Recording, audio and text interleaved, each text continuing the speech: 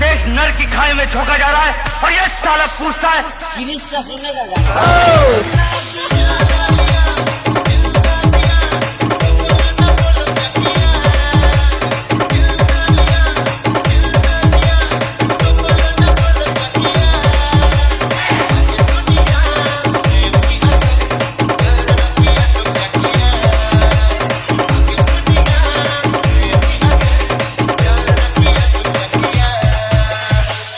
पूरा देश कह रहा है गिरीश का सुनने का गाना।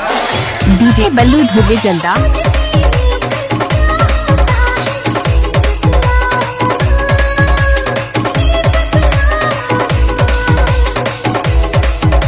भाई जो खाएगा खाना। गिरीश का सुनने का गाना।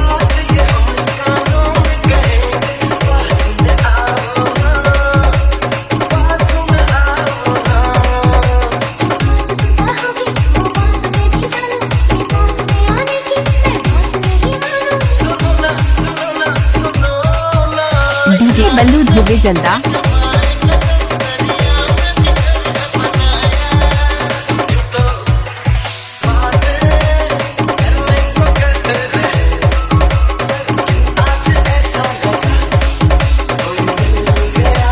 गिरीश का सुनने का गाना।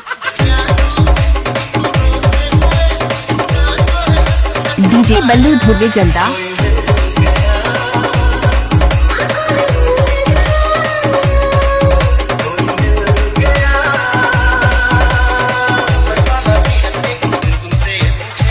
और लड़कियां 300 का सैंडल लेके आती है तो पूरे घर में बताती है।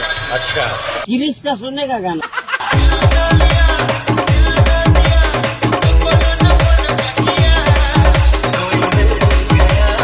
डीजे बल्लू धोबे जल्दा।